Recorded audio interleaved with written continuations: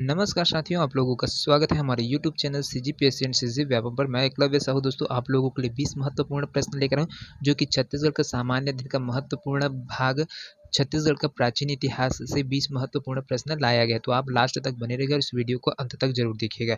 जितने भी नए दोस्त हमारे इस वीडियो को पहली बार देख रहे होंगे वो हमारे चैनल को अवश्य सब्सक्राइब करिएगा, साथ में बेल आइकन को भी प्रेस करिएगा ताकि आप लोगों को हमारा वीडियो नोटिफिकेशन के माध्यम से प्राप्त होता रहे। तो चलिए बिना किसी देरी के अपने प्रश्न की ओर बढ़ते हैं। प्रश्न की ओर बढ़ने से पहले दोस्तों जितने भी जो नए दोस्त हमारे साथ जुड़ रहे होंगे, इस वीडियो को देख रहे होंगे, वो हमारे टेलीग्राम चैनल के साथ जुड़ सकते हैं और इसका PDF है वो प्राप्त कर सकते हैं। टेलीग्राम का लिंक है जो डिस्क्रिप्शन बॉक्स में दिया गया है, तो आप वहाँ से टच करके हमारे टेलीग्राम चैनल एकलव्य साहू जी के टेलीग्राम से जुड़ सकते हैं और इसका PDF प्राप्त कर सकते हैं। तो चलिए पहला प्रश्न की ओर बढ़ते हैं।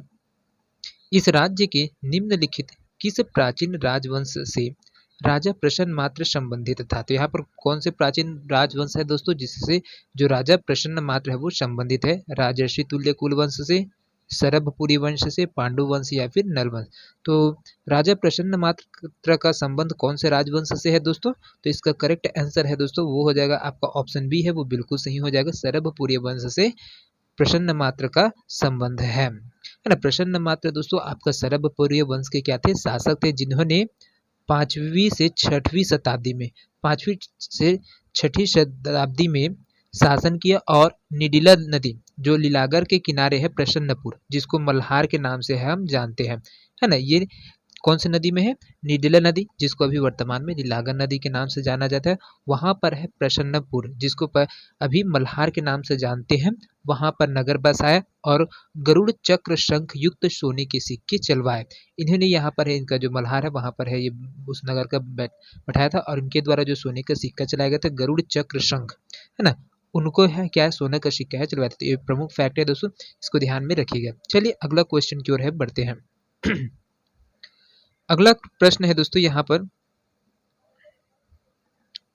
छत्तीसगढ़ के प्राचीन सरभपुरी वंश के शासकों की निम्नलिखित राजधानियां थी।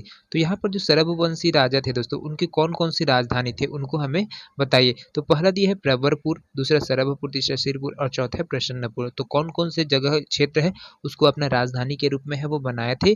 तो दोस्तों यहाँ पर पहला है आपका सरभपुर आ जाएगा, है ना। पहले नंबर पे आपका सरभपुर थे और इसके जो शासक थे ये शरभराज थे, है ना। यहाँ पर इनके जो शासक के रूप में सरभराज जी है वो थे। दूसरा है आपका आ जाएगा प्रसन्नपुर, दूसरे नंबर में आपका प्रसन्नपुर आ जाएगा। पहले में आपका ये है, दूसरे में प्रसन्नपुर आ जाएगा, जो मल्हार में है ना। जो मल्हार में वो नगर बसाया था, उसको अपना क्या राजधानी है वो बनाया था, जिसको प्रसन्न मात्र है ना, प्रसन्न मात्र है यहाँ पर शासक के रूप में थे। और तीसरे में आ जाएगा दोस्तों आपका सिरपुर, तीसरे में आ जाएगा आपका सिरपुर, ये तीसरे नंबर पर है, जो प्रवर राज प्रथम के द्वारा, है ना। प्रवर राज प्रथम है इनके शासक थे, है ना। ये तीनों जगह क्षेत्र है जिसको क्या है राजधानी के रूप में बनाया था। और इसका जो प्रवरपुर है ये वाला बिल्कुल गलत हो जाएगा दोस्तों। तो इस प्रकार से देखिए इसका जो कूट बनेगा वो हो जाएगा 2, फिर 3 और फिर ये 4। तो ये तीनों है क्या आपका है, उनका क्या था आपका राजधानियां थी, लेकिन प्रवरपुर है वो राजधानियां नहीं है। चलिए अगला प्रश्न की ओर है वो बढ़ते हैं। अगला प्रश्न है दोस्तों यहाँ पर, सरभपुरी अमरार्य कुल के शासक किस धर्म का पालन करते थे? तो यहाँ पर जो सरभपुरी वंश के राजा थे दोस्तों, है ना, प्रसन्न मात्र और प्रसन्न मात्र, प्रवर राज प्रथम, सरभराज, ये है ना, ये कौन से धर्म को मानने वाले थे, कौन से धर्म का पालन करने वाले थे? क्या वैष्णव धर्म को मानते थे, या शैव धर्म को, या फिर बौद्ध धर्म, या फिर जैन धर्म? तो ये किसके अनुयायी थे, है ना। तो इसका जो करेक्ट आंसर है दोस्तों, ये इसका जो करेक्ट आंसर है वो हो जाएगा दोस्तों आपका ऑप्शन ए है, बिल्कुल सही हो जाएंगे। जो यहाँ पर है, जो सरभपुरी वंश के जो शासक थे वो वैष्णव धर्म के अनुयायी थे और वैष्णव धर्म को ही मानने वाले थे। चलिए अगला प्रश्न की ओर है दोस्तों बढ़ते हैं। यहाँ पर अगला प्रश्न है दोस्तों, यहाँ पर देखिए, सरभपुरी राजवंश के किस शासक ने स्वर्ण सिक्के के प्रचलित किए थे? सरभराज ने, नरेंद्र ने, सुदेवराज ने, या फिर प्रसन्न मात्र ने? तो यहाँ पर कौन से शासक थे दोस्तों जिनके शासन काल में है जो स्वर्ण सिक्के, सोने के सिक्के है वो चलाए गए थे, प्रचलित किए? तो इसका जो करेक्ट आंसर है दोस्तों वो हो जाएगा आपका ऑप्शन डी है, वो बिल्कुल सही हो जाएगा। प्रसन्न मात्र जो राजा थे, है ना, उनके द्वारा क्या गया था सरभपुरी वंश में, आपको जो प्रसन्न मात्र है उन्होंने गरुड़ चक्र शंख, है ना, गरुड़ चक्र शंख, ये नाम से है दोस्तों आपका क्या है, जो गरुड़ चक्र शंख जो युक्त है उनके सोने के सिक्के है वो प्रसन्न मात्र के द्वारा है वो चलवाया गया था, है ना। सरभपुरी वंश के संस्थापक में दोस्तों आपका सरभराज है ना। सरभराज है, यही इसका सरभपुरी वंश के संस्थापक है सरभराज, जिनके तो कब है, इनके बारे में जो उल्लेख मिला है, जानकारी मिला है, वो भानुगुप्त के ईरण अभिलेख से प्राप्त है दोस्तों, है ना। इसको भी ध्यान में रखिए, भानुगुप्त के ईरण, है ना, ईरण अभिलेख से क्या है, इसकी जानकारी है वो मिला है। तो इसको भी ध्यान में रखिएगा, बहुत ही महत्वपूर्ण प्रश्न है। चलिए अगला प्रश्न की ओर है दोस्तों बढ़ते हैं। अगला प्रश्न है यहाँ पर, पुरातत्व विभाग ने 1987 ईस्वी में एक प्रख्यात मूर्ति खोजी जिसमें बहुत से प्राणियों के भाग सम्मिलित थे, इसे शासन ने कौन से स्थान पर रखा है। तो यहाँ पर देखिए बहुत ही दोस्तों ऑप्शन में क्या क्या दिए, मल्हार से, रतनपुर, तालागांव, सिरपुर और अन्य विकल्पों में से कोई नहीं दिए गए।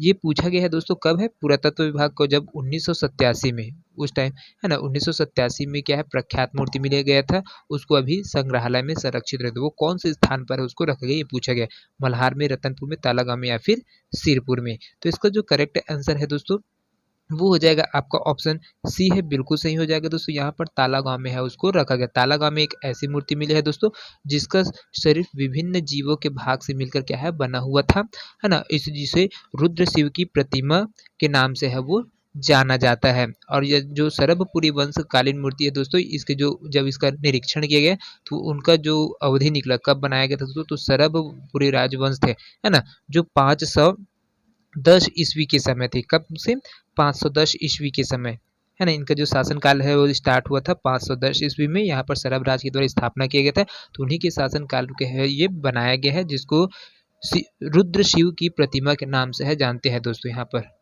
है ना, रुद्र शिव के प्रतिमा है वो प्राप्त हुआ था, तो इसी के नाम से उसको जाना जाता है। तो कहाँ से प्राप्त होता है, तालागांव से, है ना, तालागांव से मूर्ति है वो प्राप्त हुआ था। चलिए अगला प्रश्न की ओर है वो बढ़ते हैं। अगला प्रश्न है दोस्तों, छत्तीसगढ़ में प्राचीन काल में शासन करने वाले सरभपुरी राजवंश का राजधर्म निम्न में से क्या था, शैव वंश, वैष्णव वंश, शाक्त वंश, बौद्ध धर्म या फिर इनमें से कोई नहीं। तो यहाँ पर जो सरभपुरी शासक थे दोस्तों, इनका जो धर्म है वो मानने वाले थे क्या, तो वैष्णव धर्म को मानने वाले हैं। चलिए अगला प्रश्न की ओर है दोस्तों बढ़ते हैं। अगला प्रश्न है बहुत ही महत्वपूर्ण प्रश्न है दोस्तों, प्राचीन छत्तीसगढ़ के सरभपुरी शासक सुदेव राज ने अपने अधिकारी इंद्र बलराज को निम्नलिखित में से किस पद पर आसन्न किया था। यहाँ पर बहुत ही महत्वपूर्ण प्रश्न है दोस्तों, देखिए एक बार और देखिए, जो सरभपुरी शासक थे सुदेवराज, अपने अधिकारी इंद्र बलराज को निम्नलिखित में से किस पद पर है वो आसन्न किया था, मतलब कौन से पद है उसको दिया था, महाबलाधिकृत, सर्वाधिकारीकृत, महामांडलिक या फिर महासामंत के रूप में। तो कौन से पद में इसको पदस्थ किया गया था इंद्र बलराज को। तो इसका जो करेक्ट आंसर होगा दोस्तों वो हो जाएगा आपका ऑप्शन बी है, वो बिल्कुल सही हो जाएगा, सर्वाधिकारीकृत के पद पर है इंद्र बलराज को है वो पद है वो दिया था, किसके द्वारा, तो सुखदेव राज के द्वारा है ना। ये सरभपुरी शासक थे सुखदेव राज, उनके द्वारा है, अपने जो है ना अधिकारी थे इंद्र बलराज, उनको सर्वाधिकारीकृत का पद है वो दिया था, है ना। इनका जो सुदेव राज है उनका शासन काल था दोस्तों 571 ईस्वी से, है ना, 571 ईस्वी से 580 ईस्वी तक है सुदेव राज ने है वो शासन किया था। और इन्हीं के शासन काल के दौरान है जो इंद्र बलराज है ना, उनको सर्वाधिकारीकर्ता के रूप में किया गया था, नियुक्त किया गया था। तो इसको ध्यान में रखिएगा, बहुत ही महत्वपूर्ण प्रश्न है। चलिए अगला प्रश्न की ओर है वो बढ़ते हैं। अगला प्रश्न है दोस्तों यहाँ पर देखिए, सरभपुरी ताम्रपत्र पर क्या नहीं होता है। ताम्रपत्र जारी करने की तिथि, वर्ष, ताम्रपत्र जारी करने का स्थान, ताम्रपत्र के लेखक व उत्कीर्णक का नाम या फिर ताम्रपत्र पर चित्र। तो यहाँ पर जो सरभपुरी ताम्रपत्र है दोस्तों उसमें क्या नहीं होता था, है ना। तो यहाँ पर है दोस्तों इसका जो करेक्ट आंसर है वो हो जाएगा आपका ऑप्शन डी है, बिल्कुल सही हो जाएगा, ताम्रपत्र पर है चित्र अंकित है वो नहीं किया जाता था इनके समय में, है ना। तो इसको ध्यान में रखिएगा, बहुत ही महत्वपूर्ण प्रश्न है। चलिए अगला प्रश्न की ओर है वो बढ़ते हैं। अगला प्रश्न है सूची 1 है, सूची 1 में राजवंश दिया है और सूची 2 में शासक के नाम है, उनको सुमेलित करना है और यहाँ पर आंसर है उसको बताना है। तो देखिए यहाँ पर अच्छे से दिखाई देगा ये, है ना। तो देखिए यहाँ से जो सूची ए में भवदत्त वर्मन दिया है शासक है, और कौन से वंश का है उसको दिया गया, तो इसमें मिलान करना है। तो भवदत्त वर्मन है कौन से वंश के राजा थे दोस्तों, तो यहाँ पर इसका जो करेक्ट आंसर हो जाएगा दोस्तों, ये भवदत्त वर्मन है नल वंश के शासक थे। दूसरा आ जाएगा प्रसन्न मात्र। प्रसन्न मात्र है ये सरभपुरी वंश के राजा है। महाशिवगुप्त है दोस्तों, तो महाशिवगुप्त पांडु वंश से संबंध रखते हैं, है ना, इसके शासक थे। और सिंहराज है वो सोमवंश, जो कांकेर के सोमवंश है उनके शासक थे। तो अब चलिए ये समझ आ गया होगा। चलिए अगला प्रश्न की ओर है वो बढ़ते हैं। यहाँ पर भी देखिए बहुत ही महत्वपूर्ण प्रश्न है दोस्तों। सूची 1 में राजवंश दिया है और सूची 2 में शासक है, उसको सुमेलित करना है। तो इसको भी देखिए, सूची 1 में है ये चीज देखिए, तो नल वंश है, और इधर सूची बी में प्रश्न मात्र, यहाँ पर राजा का नाम दिया है ना, राजा का नाम है, और यहाँ पर वंश नाम दिया है, तो इसको सुमेलित करते हुए चलना है। तो पहला देखते हैं, नल वंश है, तो नल वंश है कौन से तो है दोस्तों, नल वंश के जो राजा है वो भवदत्त वर्मा जी हैं। सरभपुरी वंश में, है ना, सरभपुरी वंश है, उनका जो शासक है वो प्रसन्न मात्र है।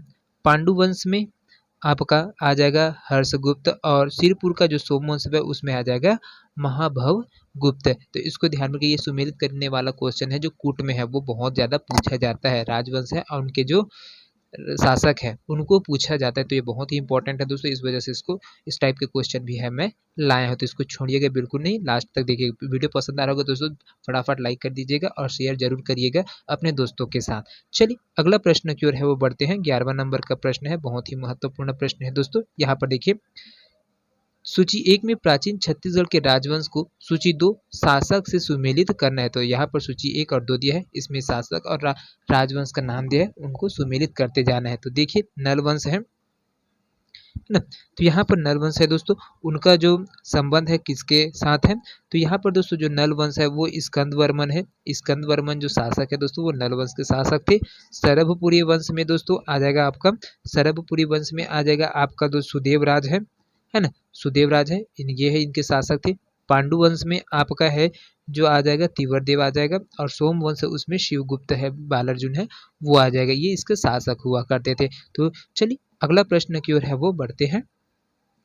अगला प्रश्न है दोस्तों, यहाँ पर देखिए, प्राचीन राजवंश से सूची पूरा राजा के नाम है उसको सुमेलित करना। तो मतलब आपको क्या है, पूरा चीज आपको याद करना पड़ेगा दोस्तों। शासक है कौन से, जैसे सरभपुरी वंश के पूरे जितने भी शासक है उनको याद करना पड़ेगा। नल वंश है उनके पूरे शासक का नाम है, उसको डेट वाइज है आपको याद करना पड़ेगा। पांडु वंश के जितने भी शासक है, क्योंकि इसने स्थापना किया, कौन अंतिम शासक थे, ये सब चीज आपको बारीकी के साथ है, पूरा डिटेल के साथ है याद रखना होगा, तब आप इसको बना पाओगे, है ना। तो चलिए यहाँ पर अगला प्रश्न है उसको सुमेलित करते हैं। तो यहाँ पर देखिए, नल वंश के जो शासक है ना, यहाँ पर है ना, यहाँ पर देखिए नल वंश का जो शासक है उनको देखना है और बताना है। तो यहाँ पर नल वंश है दोस्तों, वो आ जाएगा भवदत्त वर्मा, इनके शासक है।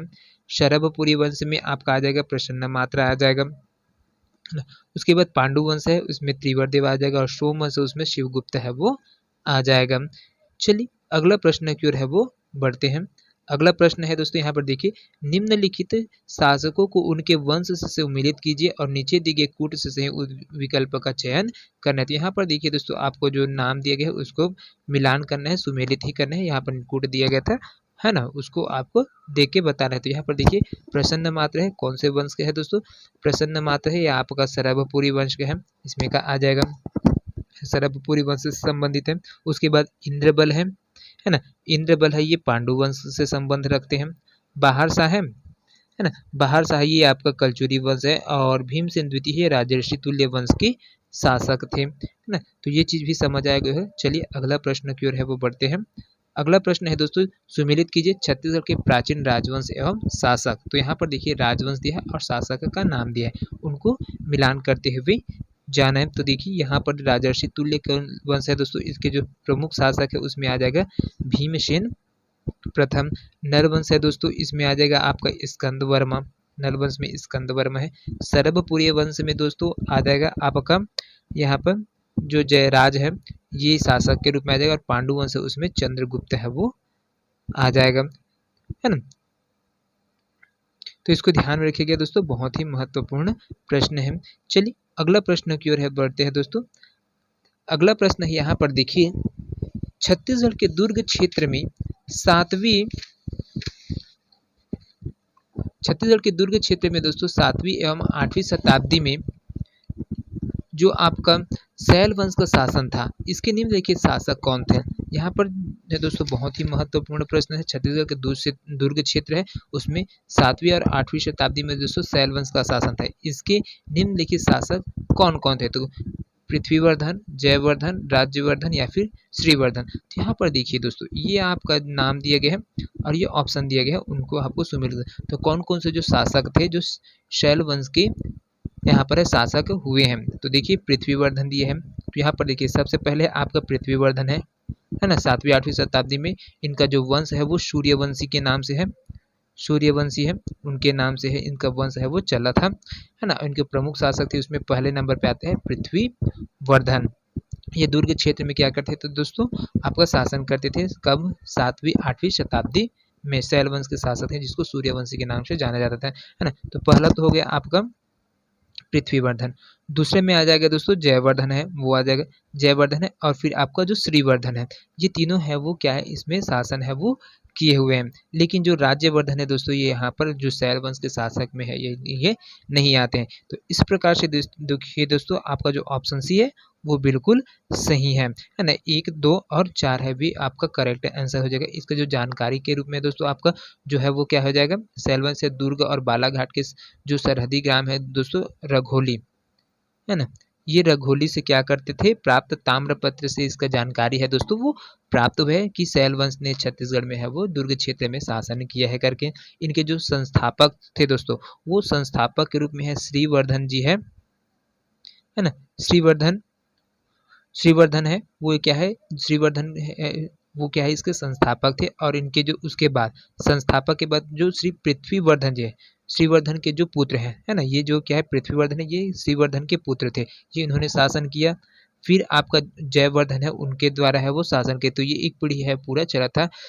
पहले दादाजी ने किया, उसके बाद इसके पुत्र ने, फिर इसके जो पौत्र है वो तीनों ने है इसको शासन है वो किया गया था। इनके द्वारा दोस्तों इनके शासन काल में है एक प्रमुख मंदिर है उसको निर्माण किया गया था। श्रीवर्धन ने सूर्य मंदिर है दोस्तों, उसका निर्माण किया गया था, 7वीं शताब्दी में है दोस्तों इसका निर्माण करवाया था। और इनका तो ये किस वंश के समकालीन थे दोस्तों? तो समकालीन में भी पूछ देते हैं। तो जो सैल वंश है दोस्तों आपका सरभूर्य वंश के समकालीन है। तो समकालीन कहने का तात्पर्य क्या है दोस्तों? एक साथ उसी के टाइम में और कौन से शासक थे जिनके है दोनों एक साथ है वो साथ में शासन किए हुए, अलग अलग क्षेत्र में शासक के रूप में है वो शासन किए हो। तो जैसे सरभपुरी वंश है वो छत्तीसगढ़ के इस कोने में चल रहा था, तो यहाँ पर है दोस्तों अगले क्षेत्र में क्या है सैल वंश है वो उसी टाइम है उनका भी अस्तित्व था, और वो भी किसी क्षेत्र में राजा हुआ करते। तो ये समकालीन होते, एक ही समय में किए हुए शासन व्यवस्था है ना। तो ये भी समझ आ गया।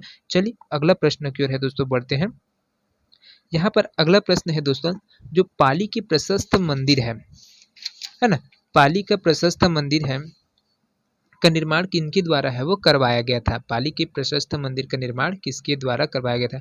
महाशिवगुप्त बालार्जुन द्वारा, सूर्यवर्मन के द्वारा, प्रवरराज के द्वारा, फिर पृथ्वीपति या फिर बाण विक्रमादित्य के द्वारा। तो इसका जो करेक्ट आंसर है दोस्तों वो हो जाएगा आपका ऑप्शन ए है, वो बिल्कुल सही हो जाएगा दोस्तों। बाण विक्रमादित्य है, उनके द्वारा है वो क्या है, जो प्रशस्त मंदिर है उसका निर्माण है वो करवाया गया था। तो दोस्तों ये बाण विक्रमादित्य है वो बाण वंश से संबंध रखने वाले व्यक्तित्व है ना। इन बाण वंश के है वो शासक के रूप में है अस्तित्व में आए थे। चलिए अगला प्रश्न की ओर है पढ़ते हैं। अगला प्रश्न है दोस्तों यहाँ पर, छत्तीसगढ़ के राजा विक्रमादित्य किस वंश से संबंधित थे?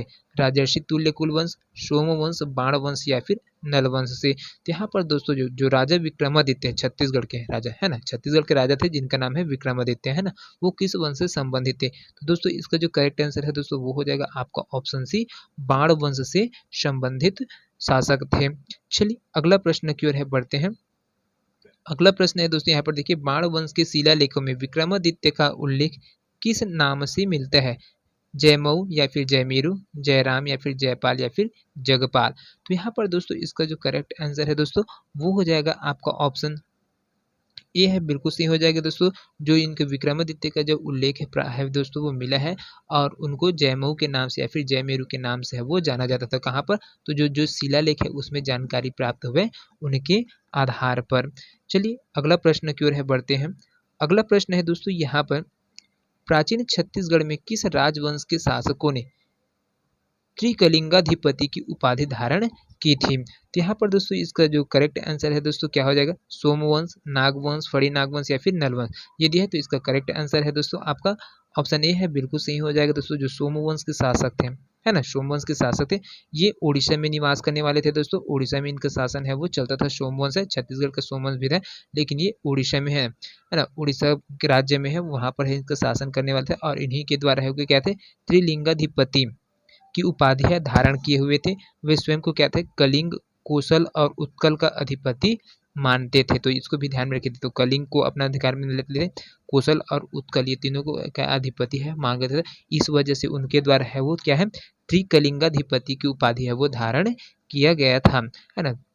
तो चलिए अगला प्रश्न की ओर बढ़ते हैं। आज का अंतिम क्वेश्चन है, 20वां नंबर का क्वेश्चन है ना। देखिए, किस सोमवंशी शासक ने त्रिलिंगाधिपति की उपाधि धारण की थी? शिवगुप्त ने, महाशिवगुप्त ने, महाशिवगुप्त या फिर भीमगुप्त। तो किनके कौन से राजा थे दोस्तों जिन्होंने त्रिकलिंगाधिपति की उपाधि है वो धारण किया हुआ था? तो उड़ीसा के जो सोमवंशी शासक थे दोस्तों, महाभवगुप्त प्रथम, है ना, महाभवगुप्त प्रथम है ये आपका, महाभवगुप्त प्रथम है। इनके द्वारा है दोस्तों जो त्रिकलिंगाधिपति की उपाधि है दोस्तों वो धारण किया गया था। इनका महाभवगुप्त प्रथम जन्मजीय ने त्रिलिंगाधिपति की उपाधि है वो धारण किया हुआ था। ये क्या है, कलिंग, कौशल और जो आपका उत्कल है उनको तीनों को अपने आधिपत्य क्षेत्र में रखते, इसके वजह से है उनके द्वारा त्रिकलिंगाधिपति की उपाधि है वो धारण किए गया था। तो दोस्तों ये 20 प्रश्न आप लोगों को कैसे लगे कमेंट करके अवश्य बताइए। वीडियो पसंद आएगा तो ज़्यादा से ज़्यादा लोगों तक शेयर करेगा। तो मिलते हैं अगले वीडियो में, तब तक के लिए जय हिंद, जय Chhattisgarh. Thank you so much दोस्तों।